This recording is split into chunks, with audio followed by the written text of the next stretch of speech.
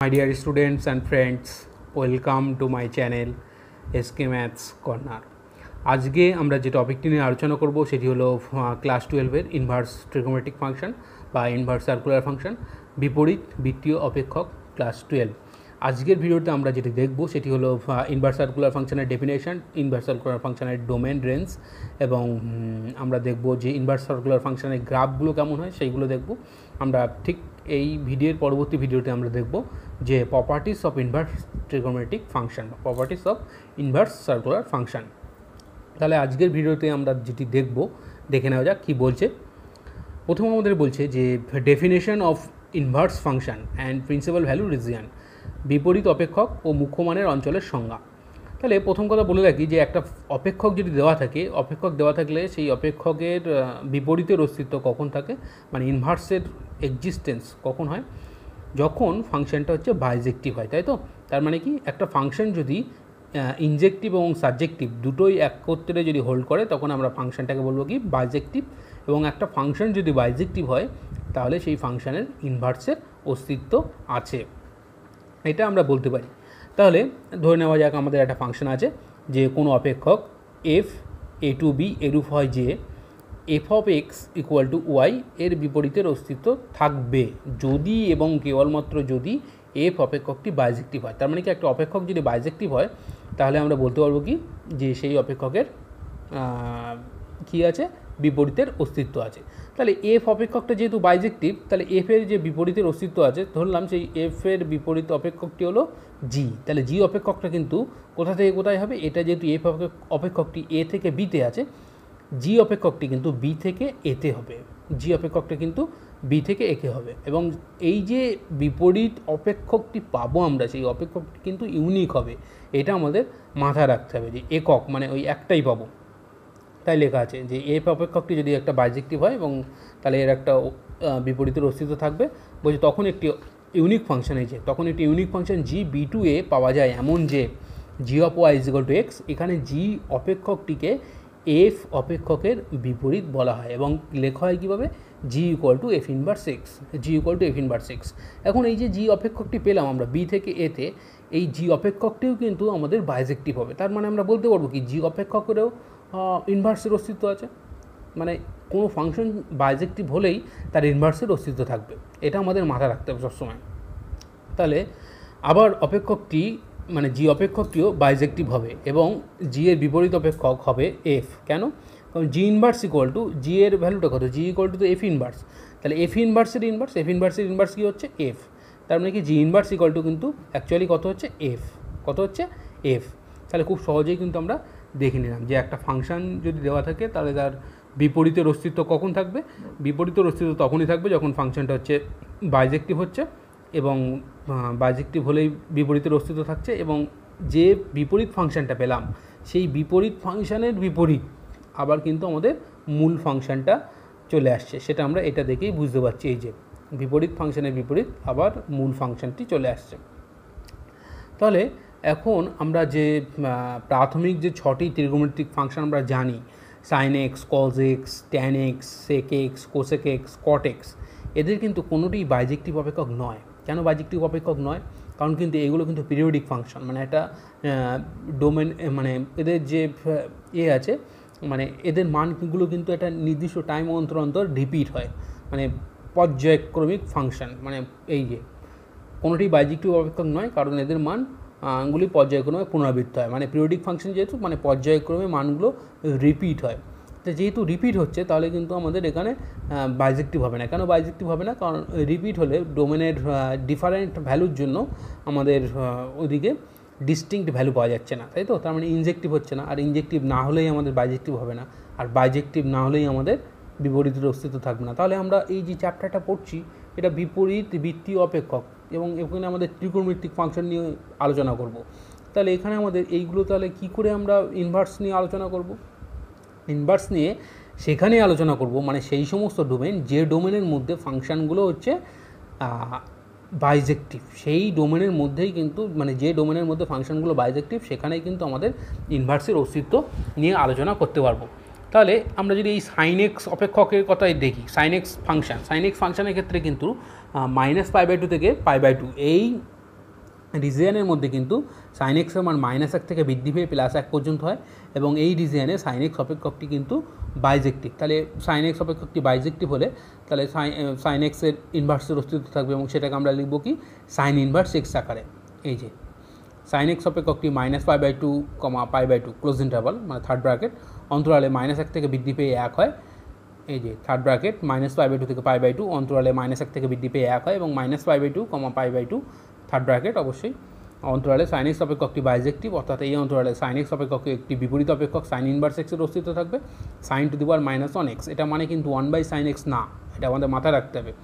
এটা অনেকেই ভুল করে ফেলে, অনেকেই ভাবে কি sign inverse x equal two 1/sin x, না, সাইন ইনভার্স এক্স বা এটা সাইন এক্স হোল ইনভার্স না, কিন্তু এই যে সাইন ইনভার্স এটা একটা অপেক্ষক, এটাকে এইভাবেই লেখা হয়, মানে sine inverse, cos inverse, tan inverse, sec inverse, cosec inverse, cot inverse, এগুলো কিন্তু এক একটা ফাংশন।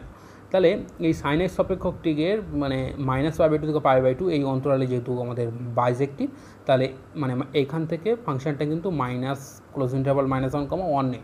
তাহলে এই যে সাইন ইনভার্স এক্স এই ফাংশনটি তাহলে কোথা থেকে কোথায় হবে? এই ফাংশনটা কিন্তু ক্লোজ ইন্টারভাল -1, থেকে ক্লোজ ইন্টারভাল -π/2, π/2 হবে।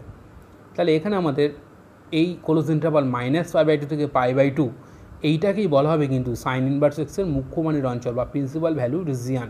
এই যে -π/2 থেকে π/2 অন্তরালকে সাইন ইনভার্স এক্সের মুখ্য মানের অঞ্চল বা প্রিন্সিপাল ভ্যালু রিজিয়ান বলা হবে। কেন? যেহেতু এখানে সাইন এক্সের মান -π/2 থেকে π/2-তে -1 পর্যন্ত থেকে -1 থেকে +1 পর্যন্ত হয়, তাই তো? সেটা আমরা জানি যে ক্লাস 10-এ আমরা পড়ে এসেছিলাম যে সাইন থিটার ভ্যালুটা হচ্ছে -1 থেকে +1-এর মধ্যবর্তী হয়। তাহলে সাইন থিটা যদি -1 হয়, -1 হলে তার মানে থিটার ভ্যালুটা কিন্তু আমাদের -π/2 হয় এবং সাইন থিটা যদি 1 হয় তাহলে থিটার ভ্যালু কিন্তু π/2 হয়। তার মানে কি -π/2 থেকে π/2 এই অন্তরালে মানে এইটাকে আমাদের রেঞ্জ হয়ে যাচ্ছে। কার রেঞ্জ হয়ে যাচ্ছে? সাইন ইনভার্স এক্সের রেঞ্জ। মানে সাইন ইনভার্স 1 কিন্তু π/2 আর সাইন ইনভার্স -1 কিন্তু -π/2। মানে সাইন ইনভার্স এক্সের মানটা হচ্ছে -π/2 থেকে π/2 এর মধ্যবর্তী আছে, মুখ্য মানের অঞ্চল। মানে এটা হচ্ছে এই অঞ্চলটাকে বলছে সাইন ইনভার্স এক্সের মুখ্য মানের অঞ্চল। ঠিক একই রকমভাবে বাদবাকি যে ফাংশনগুলো আছে মানে cos x, tan x, sec x, cot x, এদের ইনভার্সেরও মুখ্য মানের অঞ্চল আছে। তাহলে দেখে নেওয়া যাক, সেটা আমরা এটা দেখব ছকের আকারে। তাহলে ছকটা দেখে নেওয়া যাক কী বলছে। এই যে সাইন ইনভার্স এক্সের কিন্তু ক্ষেত্র কোনটা বলেছিলাম?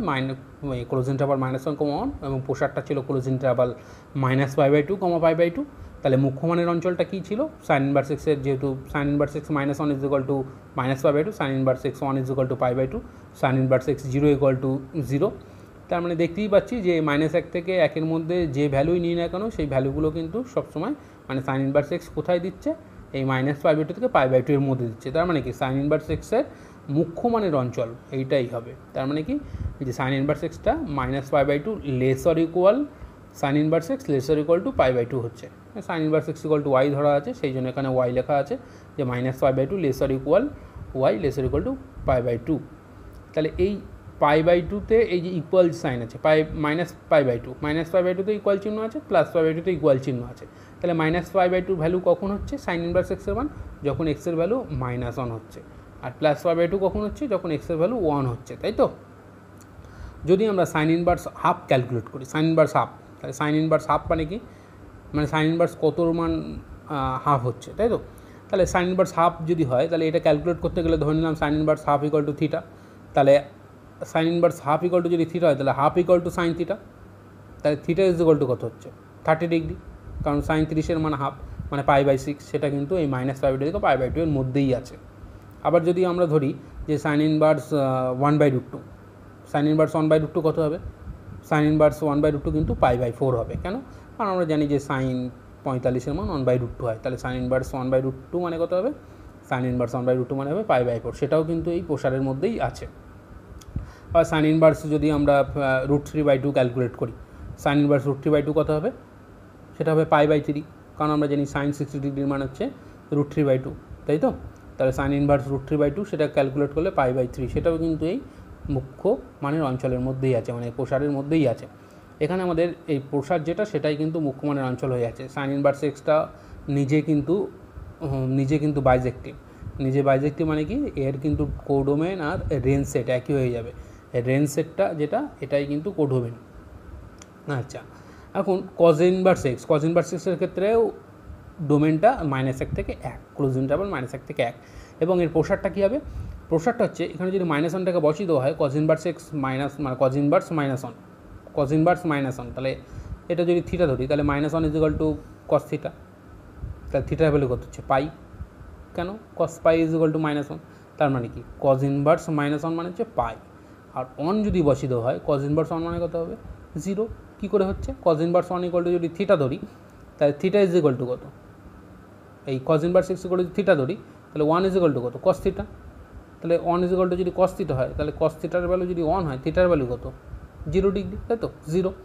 তার মানে এই যে সেই জন্য আমাদের প্রসারটা হচ্ছে 0 থেকে পাই হচ্ছে, অবশ্যই এখানে দুটোই ক্লোজড হবে, কেন যেহেতু -1 1 দুটোই আমাদের রেঞ্জের মধ্যে আছে, এখানে এই -1 1 দুটোই আমাদের ডোমেনের মধ্যেই আছে, তাহলে 0 এবং পাই দুটোই কিন্তু আমাদের প্রসারের মধ্যেই থাকবে, মানে এই সেটের মধ্যেই থাকবে।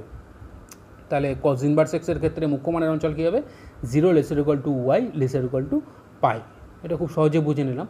ঠিক একই রকমভাবে ট্যান ইনভার্স এক্সের ক্ষেত্রে কী হবে? ট্যান ইনভার্স এক্সের কিন্তু এক্সের ভ্যালু আমাদের যে মানই দিই না কেন ট্যান ইনভার্স সবসময় মান দিয়ে দেবে, তার মানে কি আমাদের এখানে ট্যান ইনভার্স এক্সের ডোমেনটা কিন্তু আমাদের কী হবে? ডোমেনটা হবে কিন্তু বাস্তব সংখ্যার সেট, তাহলে আমাদের দেখতে হবে আমরা কোথায় যাব, রেঞ্জ সেটটা কী হচ্ছে সেটা দেখব।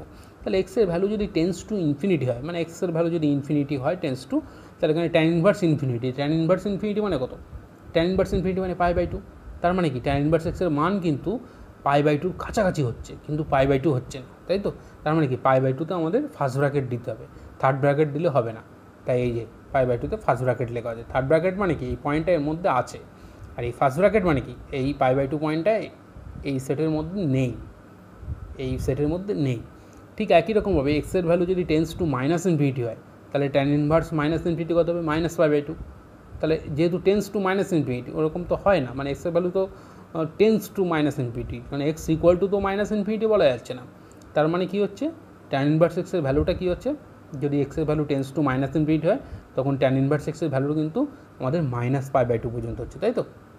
সেই জন্য কিন্তু এখানে লেখা আছে -π/2 থেকে π/2তে, যে এখানে ট্যান ইনভার্স এক্সের ক্ষেত্র কী হচ্ছে আর মানে সকল বাস্তব সংখ্যার সেট, মানে এক্সের যে ভ্যালুই দেওয়া হয় না কেন সমস্ত ভ্যালুই কিন্তু এই -π/2 থেকে π/2 এর মধ্যে থাকবে, তাহলে ট্যান ইনভার্স এক্সের মুখ্য মানের অঞ্চল কত হবে -π/2 y π/2, এখানে π/2 নেই বলে সেই জন্য ইকুয়াল চিহ্ন দেওয়া হয়নি, এখানে -π/2 নেই বলে ইকুয়াল চিহ্ন দেওয়া হয়নি। আচ্ছা, তাহলে এখানে যদি আমরা ট্যান ইনভার্স 0 বলি, মানে এক্সের ভ্যালু যদি 0 দিই, ট্যান ইনভার্স 0 মানে কি ট্যান ইনভার্স 0 মানে কিন্তু 0 হয়, তাই তো? এখানে যদি এক্সের ভ্যালু 1 দিই ট্যান ইনভার্স 1 মানে কত হবে π/4, সেটাও কিন্তু এই রেঞ্জের মধ্যেই।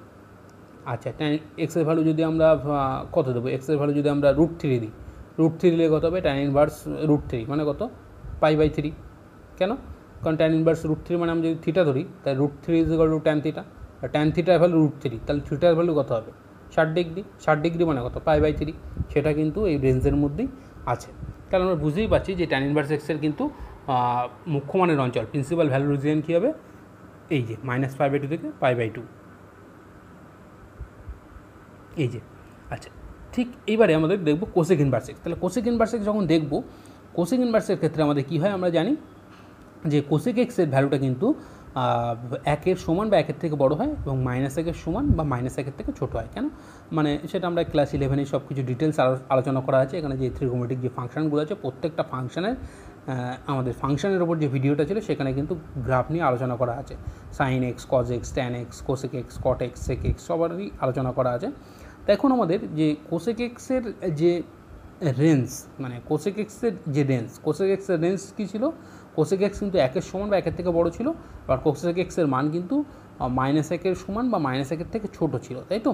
তার মানে কি এই যে -ইনফিনিটি, -1টা যেহেতু আছে সেটের মধ্যে সেই জন্য এখানে থার্ড ব্র্যাকেট ইউনিয়ন 1, এখানে 1টা যেহেতু সেটের মধ্যে আছে সেই জন্য এখানে 1-এর এখানে থার্ড ব্র্যাকেট দেওয়া আছে। তাহলে এটা হবে আমাদের কোসেক ইনভার্স এক্সের ডোমেন। এই ডোমেনের ওপরে যদি বিচার করা হয়, বিচার করলে আমরা কি দেখতে পাবো, আমরা এখানে দেখতে পাচ্ছি যে সহজেই দেখতে পাচ্ছি যে কোসেক ইনভার্স -1 যদি দেওয়া হয়, কোসেক ইনভার্স -1 দিলে কিন্তু -π/2, 1 দিলে হচ্ছে কোসেক ইনভার্স 1 মানে হচ্ছে π/2, তাহলে -π/2 থেকে π/2 এর মধ্যে, কিন্তু এর মধ্যে 0 ভ্যালুটা নেবে না, কেন নেবে না? তার কারণ হচ্ছে মাইনাস ইনফিনিটি যদি বসানো হয় কোসেক ইনভার্স মাইনাস ইনফিনিটি মানে কি, কোসেক ইনভার্স মাইনাস ইনফিনিটি মানে 0, আর প্লাস ইনফিনিটি বসালে কী হবে, কোসেক ইনভার্স প্লাস ইনফিনিটি মানেও 0। তার মানে কি, যেহেতু মাইনাস ইনফিনিটি প্লাস ইনফিনিটি এই পয়েন্ট দুটো সেটের মধ্যে নেই, তাই তো, সেটের মধ্যে নেই, তাহলে আমরা কি বুঝতে পারছি, সহজেই কিন্তু বুঝতে পারছি যে এই যে আমরা প্রসারটা লিখছি -π/2 থেকে π/2, এই সেট থেকে 0টাকে বাদ দিতে হবে শুধু, তাই তো। তার মানে আমাদের মুখ্য মানের অঞ্চলটা কী আসবে, -π/2 y π/2, যেখানে y ≠ 0।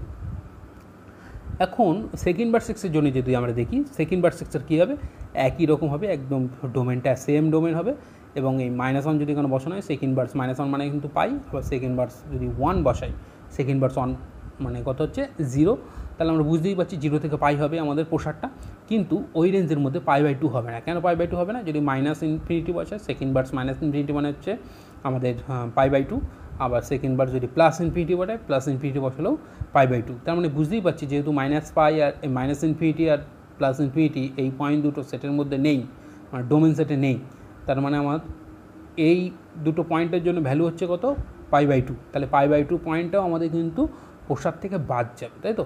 সেই জন্য কিন্তু এই যে π/2টাকে বাদ দেওয়া হয়েছে, এখানে π/2 দুই সাইডে একটা সেকেন্ড ব্র্যাকেট হবে, মানে এটা একটা সেটের এলিমেন্ট হবে, এটা জাস্ট একটা পয়েন্ট আকারে বাদ দেওয়া আছে, এখানে π/2 দুই সাইডে সেকেন্ড ব্র্যাকেট হবে। তাহলে আমরা বুঝতেই পারছি যে সেকেন্ড ভার্সেক্সের ক্ষেত্রে প্রিন্সিপাল ভ্যালুর রিজিয়নটা কী হচ্ছে, 0 < y π, যেখানে y ≠ π/2। এবার আমরা দেখব কট ইনভার্সেক্সের ক্ষেত্রে ঠিক একই রকম ট্যান ইনভার্সেক্সেরই মতো, এখানে আমাদের ডোমেনটা কী হবে, ডোমেনটা হচ্ছে কট ইনভার্সেক্সের ক্ষেত্রে এই লাস্ট লাইনে লেখা আছে, কট ইনভার্সেক্সের ক্ষেত্রে ডোমেনটা আমাদের কিন্তু সকল বাস্তব সংখ্যার সেটই হবে, মানে রিয়েল নাম্বার, মানে এক্সের ভ্যালু যে, মানে এক্সের মান যে মানই দেওয়া হয় না কেন, সমস্ত মানের জন্যই কট ইনভার্সেক্সে একটা ভ্যালু দেবে। তাহলে আমরা বুঝতেই পারছি যে কট ইনভার্সেক্সের ডোমেন তাহলে কী হচ্ছে, কট ইনভার্সেক্সের ডোমেন কিন্তু সকল বাস্তব সংখ্যার সেট, মানে রিয়েল নাম্বারের সেট চলে আসছে। এখন আমাদের কট থিটা মানে কি, কট থিটা মানে আমরা ভাবতে পারি cos theta by sine theta, তাই তো। তাহলে কস থিটার ক্ষেত্রে আমাদের কী হচ্ছিল, কস থিটার ক্ষেত্রে কিন্তু আমাদের রেঞ্জ কী হচ্ছিল, কস থিটার ক্ষেত্রে রেঞ্জ হচ্ছিল 0, π/2, মানে কস ইনভার্সেক্সের ক্ষেত্রে এই যে 0, π/2, মানে ক্লোজ ইন্টারভাল 0, ক্লোজ ইন্টারভাল 0, π, এটাও ক্লোজ ইন্টারভাল, তার মানে 0, π। কিন্তু এই 0 আর পাইতে একটা সমস্যা আছে, কী সমস্যা, যেহেতু কট থিটা মানে cos theta by sine theta, এটা 0 ভ্যালুটা, এই যে 0 ভ্যালুটা, তাহলে সাইন 0 মানে কত, সাইন 0 মানে কিন্তু 0 হয়, তার মানে কি নিচে 0 হয়ে যাচ্ছে, কট থিটা বাই 0 মানে অসংজ্ঞাত, আবার সাইন পাই মানে কত, সাইন পাই মানেও কিন্তু 0, তার মানে কি কট থিটা বাই 0, মানে এই 0 আর পাইতে একটা অসুবিধা হচ্ছে, তাই তো। তার মানে 0 আর পাইটা কিন্তু আমরা সেট থেকে বাদ দিলে কী হবে, এখানে আমাদের থার্ড ব্র্যাকেটের জায়গায় ফার্স্ট ব্র্যাকেট হয়ে যাবে, সেটাই আমাদের এই কট ইনভার্সেক্সের ক্ষেত্রে কিন্তু লেখা আছে, যে কট ইনভার্সেক্সের ক্ষেত্রে প্রসারটা কী হচ্ছে, প্রসারটা হচ্ছে ওপেন ইন্টারভাল 0, π, মানে ফার্স্ট ব্র্যাকেট 0, π ফার্স্ট ব্র্যাকেটের মধ্যে, এবং এর মুখ্য মানের অঞ্চলটা কি, তাহলে দেখতে পাচ্ছি কট ইনভার্সেক্সের ক্ষেত্রে মুখ্য মানের অঞ্চল হচ্ছে 0 y, লাস্টে লেখা আছে একদম টেবিলের লাস্ট কর্নারে লেখা আছে 0 y π। তাহলে খুব সহজেই কিন্তু আমরা দেখে নিলাম যে এই যে ছটা ফাংশানের এই ডোমেনের জন্য প্রসারগুলো কী হচ্ছে, মানে এই যে ডোমেনগুলো আছে এই ডোমেনগুলোর জন্য প্রসারগুলো কী হচ্ছে এবং মুখ্যমানের অঞ্চলটা কোথায় থাকছে এই ফাংশানগুলো, সেটা কিন্তু আমরা এখানে দেখলাম। এবার আমরা দেখব এই যে ফাংশানগুলো দেখলাম ছটা ফাংশান, এই ছটা ফাংশানের আমরা গ্রাফগুলো নিয়ে আলোচনা করব। তাহলে গ্রাফটা দেখে নেওয়া যাক কী বলছে। Graph of inverse trigonometric functions. প্রথম আমরা সাইন এক্স দেখছি এবং সাইন ইনভার্স এক্স, যেখানে সাইন এক্সের ডোমেন রেঞ্জ যেটা আমরা আগের টেবিলেই দেখেছিলাম সেই অনুযায়ী আমরা ছবিটা এখানে আঁকবো। তাহলে আমরা -π/2 থেকে π/2 এর মধ্যে দেখছি। তাহলে এই যে -π/2 এক্স অ্যাক্সিসের উপরে দেখতেই পাচ্ছি, -π/2 জন্য সাইনের ভ্যালু -1 হয়, আর +π/2 জন্য সাইনের ভ্যালু হচ্ছে 1 হয়। তার মানে কি গ্রাফটা কিন্তু এইভাবে যাবে, সেটা আমরা ক্লাস 11-এ আলোচনা করে রেখেছিলাম। এই যে নীল কালারের যে গ্রাফটা আছে এইভাবে গিয়ে এইভাবে যাবে, সাইন 0-তে 0 হয়।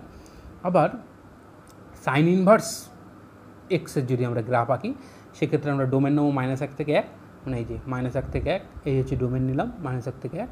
তাহলে -1 কখন হয়, সাইন ইনভার্স এক্সের ভ্যালু মানে সাইন ইনভার্স এই যে -1-এর জন্য কী হচ্ছে, -1-এর জন্য কিন্তু -π/2 হবে। কেন, সাইন ইনভার্স -1 মানে হচ্ছে এটা যদি মানে এক্সের কাছে যদি -1 বসাই তাহলে সাইন ইনভার্স -1, তাই তো, সেটার সময় ধরলাম থিটা। তাহলে -1 = কত, সাইন থিটা। তাহলে sign theta is equal to যদি -1 হয়, থিটার ভ্যালু কত হবে? -π/2। সেই জন্য এই যে -1 এই -π/2 চলে আসে। এইটা হচ্ছে -π/2। এই যে ওয়াই অ্যাক্সিসের ওপরে -π/2 পয়েন্ট এই যে ইন্ডিকেট করা আছে, এখানে ওয়াই অ্যাক্সিসের ওপর +π/2 পয়েন্ট ইন্ডিকেট করা আছে। ঠিক একই রকমভাবে এই এক্সের কাছে যদি 1 বসাই, সাইন ইনভার্স 1 মানে কত? π/2। সেই জন্য এই যে একে আমাদের এই π/2তে গিয়েছে, এই π/2। তার মানে কি গ্রাফটা কিন্তু আমাদের এইরকমভাবে আসবে। এই যে এই হলুদ কালারের যে গ্রাফটা আছে, কমলা কালারের, এই যে এইভাবে আসবে, এইভাবে চলছে, একটা ওয়েভ আকারে চলবে আর কি। তাহলে এই যে আমরা সাইন এক্সের গ্রাফ আঁকলাম, সেখান থেকে সাইন ইনভার্স এক্সের গ্রাফ আঁকলাম, তাহলে এখানে আমরা খুব সহজে বুঝতে পারবো কী করে। এই যে ওয়াই ইকুয়াল টু এক্স মানে কি? এক্স অ্যাক্সিস, এইটা হচ্ছে এক্স অ্যাক্সিস আর এইটা ওয়াই অ্যাক্সিস। এক্স অ্যাক্সিস আর ওয়াই অ্যাক্সিসের মিডিল দিয়ে পাস করছে। এই যে ওয়াই ইকুয়াল টু এক্স মানে এক্স অ্যাক্সিসের সঙ্গে 45 ডিগ্রি অ্যাঙ্গেল, ওয়াই অ্যাক্সিসের সঙ্গে 45 ডিগ্রি অ্যাঙ্গেল করে যে স্ট্রেট লাইনটা আছে, এইটা হচ্ছে ওয়াই ইকুয়াল টু এক্স। মানে অ্যাকচুয়ালি কি, এই ওয়াই ইকুয়াল টু এক্স এই লাইনের সাপেক্ষে কিন্তু এই যে নীল কালারের গ্রাফটা আছে, এইটার কিন্তু একটা রিফ্লেকশান।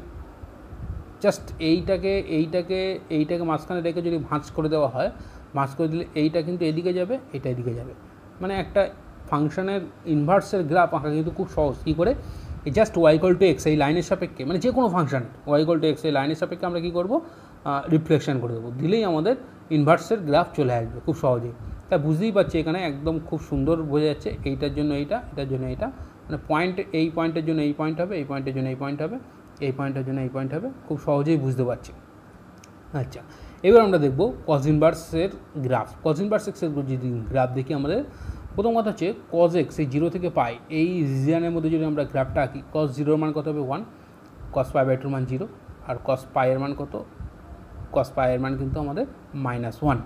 সেই জন্য এই যে নীল কালারের যে গ্রাফটা, এই যে গ্রাফটা আসে, এইটা কিন্তু কজের গ্রাফ। এই হচ্ছে 0, এটা হচ্ছে π/2, এক্স অ্যাক্সিসের উপরে পয়েন্ট করা আছে, এই 0, এই π/2, এই যে লেখা আছে π/2, এটা হচ্ছে π/2, এটা হচ্ছে পাই। তাহলে কজ 0-এর জন্য কত হয়? 1, কজ π/2-এর জন্য 0 হয়, আবার কজ পাইয়ের জন্য -1, এই যে -1-এ চলে এসছে। এটা হচ্ছে -1 পয়েন্ট, এটা হচ্ছে 1 পয়েন্ট, এটা হচ্ছে 1, এটা হচ্ছে -1। তাহলে গ্রাফটা আমাদের কীরকম হবে? এইভাবে এসে এইভাবে এসে এমনভাবে যাবে, তাই তো? তার মানে কি এইভাবে এসে এইভাবে যাচ্ছে, এটা হচ্ছে আমাদের গ্রাফ। তাহলে আমরা যদি এটা যদি নাও দেখি কিন্তু ইনভার্স রেখে দিতে পারবো। কী করে?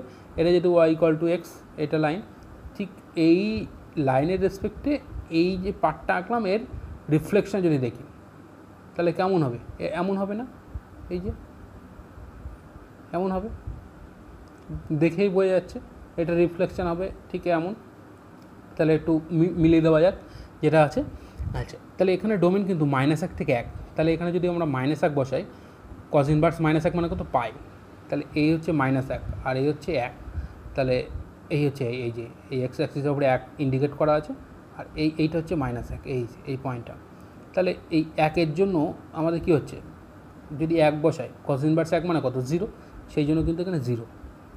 আচ্ছা, এখানে যদি আমাদের 0 বসাই, কজ ইনভার্স 0, কজ ইনভার্স 0 মানে কত? কজ ইনভার্স 0 মানে কিন্তু π/2, সেই জন্য এই যে এই এক্সের ভ্যালু 0-এর জন্য π/2 হয়ে গেল, ওয়াইয়ের ভ্যালু 0, π/2, এই যে এই পয়েন্টটা। আচ্ছা, এখানে যদি -1 বসাই, কজ ইনভার্স -1 মানে কত? কজ ইনভার্স -1 মানে কিন্তু পাই, সেই জন্য কিন্তু এটা 0, π/2, এটা পাই ছিল, এই পয়েন্টটা হচ্ছে পাই। তাহলে এই দেখতেই পাচ্ছি যে এই -1-এর জন্য পাইতে চলে গেল, তাই তো? তার মানে কি গ্রাফটা আমাদের এইভাবে আসছে, এই যে এটা হচ্ছে কজ ইনভার্স এক্সের গ্রাফ, এইটা হচ্ছে কজ ইনভার্স এক্সের গ্রাফ এই ডোমেনের মধ্যে। এবার আমরা দেখব ট্যান ইনভার্স এক্সের গ্রাফ। ট্যান ইনভার্স এক্সের গ্রাফ কেমন হচ্ছে?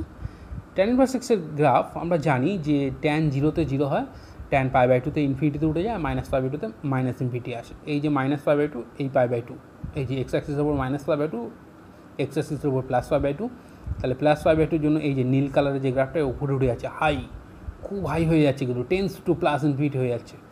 আবার এই -π/2-র জন্য এখানে কিন্তু টেন্স টু -ইনফিনিটি হয়ে যাচ্ছে, এই যে এটা নিচে নামছে, নিচে -ইনফিনিটির কাছাকাছি হয়ে যাচ্ছে। মানে গ্রাফটা এক্সের ভ্যালু যত -π/2-র দিকে অগ্রসর হচ্ছে, তত গ্রাফটা টেন্স টু -ইনফিনিটি হয়ে যাচ্ছে।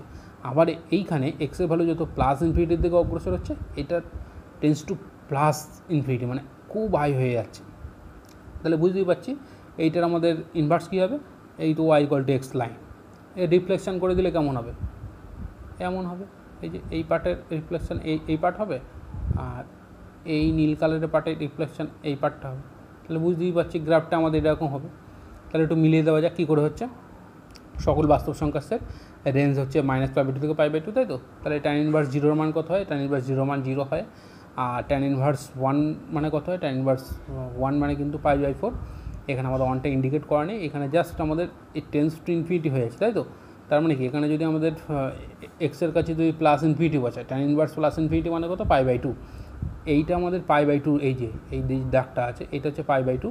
নিচে যে দাগটা আছে এই dot dot dot dot dot dot dot করে দেওয়া আছে, ওয়াই অ্যাক্সিসের ওপর এই যে পয়েন্টটা, এই পয়েন্টটা -π/2, ওয়াই অ্যাক্সিসের ওপর এই যে পয়েন্টটা এটা হচ্ছে +π/2। তাহলে দেখতেই পাচ্ছি যে গ্রাফটা যেহেতু আমাদের এইভাবে গিয়ে এইভাবে চলে যাচ্ছে, মানে কি এই যে π/2 এর যে দাগটা যদি বাড়িয়ে দেওয়া যায় এইদিকে এইভাবে, তাহলে এই দাগটা খুব দূরে মানে খুব অসীমে গিয়ে তারপর টাচ করছে, তাই তো। তার মানে কি, এক্সের ভ্যালু প্লাস ইনফিনিটি হলে, মানে x tends two plus infinity হলে, তখন ওয়াইয়ের ভ্যালুটা হচ্ছে π/2 হয়ে যাচ্ছে। আর এটাও দেখে বোঝা যাচ্ছে যে এই দাগটা নামতে নামতে নামতে নামতে কত হবে, এই যে -π/2 এর যে দাগটা আছে এই দাগটাকে যদি এই দিকে বাড়িয়ে দেওয়া যায়, তার মানে কি এক্সের ভ্যালু যদি টেন্স টু মাইনাস ইনফিনিটি হয়, তাহলে এই গ্রাফটা, এই ব্রাঞ্চটা, মানে এই অংশটা কী হচ্ছে, আস্তে আস্তে আস্তে আস্তে আস্তে -π/2 এর দাগের সাথে মেলার চেষ্টা করছে, তাই তো। তাহলে খুব সহজেই বুঝতে পারলাম যে tan ইনভার্স এক্সের গ্রাফটা আমাদের এইরকম হবে এই পার্টের জন্য। আচ্ছা, এবার আমরা দেখব সেক ইনভার্স এক্সের গ্রাফ। তো সেকের গ্রাফ কেমন হয় আমরা জানি। সেকের গ্রাফ এখানে আমাদের 0-তে 1 হয়, সেই জন্য 1 থেকে উপরের দিকে গিয়েছে। কী করে যাচ্ছে এটা উপরে, কারণ সেক ইনভার্সের 0-তে কত হচ্ছে, এখানে আমাদের সেক ইনভার্সের 0-তে কত, এখানে একটা থার্ড ব্র্যাকেট হবে, -1-এর এখানে ফার্স্ট ব্র্যাকেট দেওয়া আছে, এখানে থার্ড ব্র্যাকেট হবে। আচ্ছা, -π/2 যদি বসানো হয়, -π/2 বসলে কত হবে, সেক π/2 মানে কত হবে, সেক π/2 কিন্তু আমাদের কত হবে, সেক π/2 কিন্তু আমাদের কত হবে, 1/cos π/2, cos π/2 কত হয়, cos π/2 0, তাহলে 1/0 মানে কত, অসংখ্যাত। তাহলে π/2-তে গিয়ে আমাদের কিন্তু এই টেন্স টু ইনফিনিটি, সেই জন্য এই যে এইটা হচ্ছে π/2 এর দাগ, ডট ডট ডট করে উপরে উঠছে। এই π/2 এর দাগটা ডট ডট করে যদি উপরের দিকে বাড়িয়ে দেওয়া যায়, তাহলে বুঝতেই পারছি যে যেহেতু আমাদের সেক এক্সের ভ্যালু কত হয়, সেক এক্সের ভ্যালু আমাদের যদি এক্সের কাছে 0 বসায় তাহলে 1 হয়, তাহলে এই যে 0-র জন্য 1 হলো, তাহলে এখান থেকে এই ব্রাঞ্চটা হাই হয়ে উপরের দিকে উঠে যাচ্ছে। ঠিক একই রকমভাবে যেই আমাদের π/2 এর থেকে বেশি হয়ে যাচ্ছে একটুখানি, π/2 এর থেকে বেশি হলে কিন্তু আমাদের নিচের দিকে চলে যাবে। কেন? আচ্ছা, এখানে প্রথম কথা বলে রাখি, এই যে ডোমেনটা লেখা আছে এটা মানে ঠিক লেখা নেই, মানে -π/2 থেকে π/2 -0 যেটা লেখা আছে। হ্যাঁ, আচ্ছা, তাহলে এখানে আমাদের বুঝতেই পারছি যে π/2 থেকে যে একটু যদি বড় হয়ে যায়, π/2 থেকে একটু বড় হলে কি হচ্ছে, π/2 থেকে একটু বড় হলেই আমাদের ভ্যালুটা কি হচ্ছে, মানে π/2 থেকে সামান্য বড় হলে আমাদের থিটাটা কোন কোয়াড্রেন্টে চলে যাচ্ছে, থিটাটা আমাদের সেকেন্ড কোয়াড্রেন্টে চলে যাচ্ছে। সেকেন্ড কোয়াড্রেন্টে কী হয়, সেকেন্ড কোয়াড্রেন্টে সেক নেগেটিভ, তাই তো। তার মানে কি আমাদের π/2 এর খুব কাছে কিন্তু π/2 এর থেকে বড়, তার মানে কি টেন্স টু -ইনফিনিটি হবে।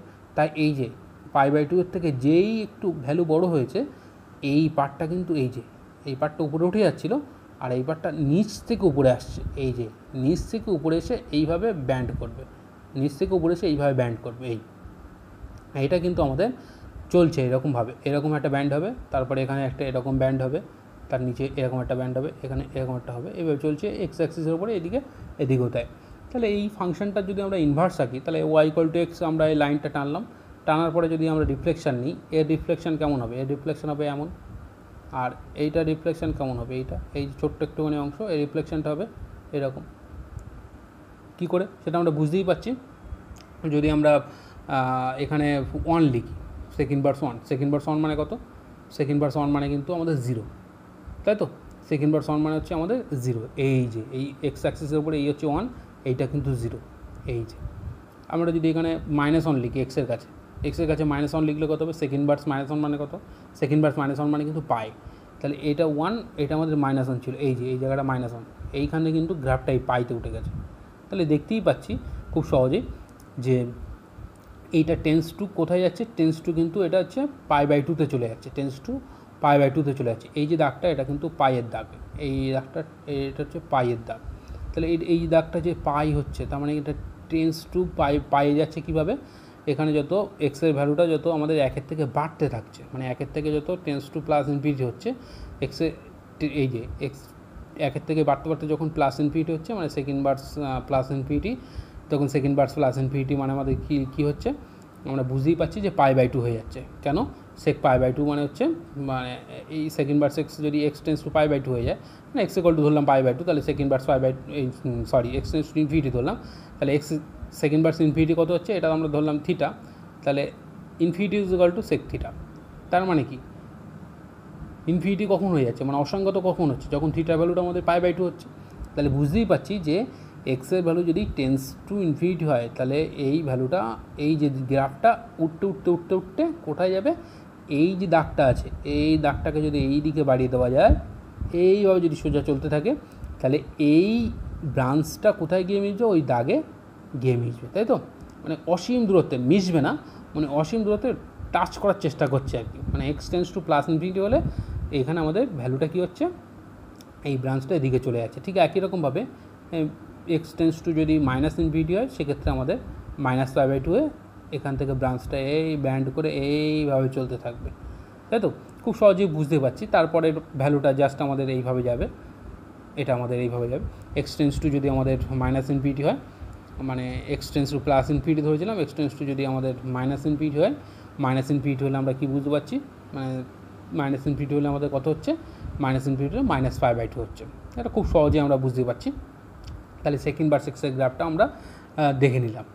আচ্ছা, নেক্সট আমরা যেটা দেখব কোসেক এক্সের গ্রাফ, তাই তো। কোসেক এক্সের ক্ষেত্রে যদি আমরা দেখি যে এক্সের কাছে যদি আমরা 0 বসাই, এক্সের কাছে 0 বসালে কিন্তু ইনফিনিটি হয়ে যাচ্ছে, তাই তো, কারণ কোসেক 0 হচ্ছে অসংগত। এখন আমাদের এক্স টেন্স টু যদি +0 হয় আর এক্স টেন্স টু যদি -0 হয়, মানে x tends two 0 minus x tends two 0 plus, x tends two 0 plus হলে কোসেক এক্স কিন্তু টেন্স টু প্লাস ইনফিনিটি, আবার এক্স টেন্স টু 0 মাইনাস হলে cosec x tends to minus infinity. সেই জন্য কিন্তু 0তে আমাদের ফাংশনটা ব্রেক করে এইভাবে উঠে গিয়েছে, এইভাবে উপরে উঠে গিয়েছে। এই যে আমাদের এই হলুদ কালারের যে ফাংশনটা আছে, এই যে এটা কিন্তু কোসেক এক্সের গ্রাফ দেখে বুঝতে পারছি যে এক্স টেন্স টু 0 হলে, মানে এই যে 0-র কাছাকাছি আসলে এটা কিন্তু খুব হাই হয়ে যাচ্ছে উপরের দিকে, আবার এক্স 0-র কাছাকাছি মানে বাম দিক থেকে 0-র কাছাকাছি আসলে এইটা এই যে খুব লো হয়ে যাচ্ছে, টেন্স টু মাইনাস ইনফিনিটি আছে। তার মানে কি যে এক্সের ভ্যালু যদি টেন্স টু 0 প্লাস হয় তখন এটা উপরের দিকে হাই হয়ে যাচ্ছে, আবার এক্স টেন্স টু যদি 0 মাইনাস হয় তখন নিচের দিকে এটা হাই হয়ে যাচ্ছে, তাই তো। এবং আমরা এই গ্রাফগুলো সবই আমরা এখানে আলোচনা করে রেখেছিলাম ক্লাস 11-এর যে ভিডিওটি আছে ফাংশনের উপরে, সেখানে।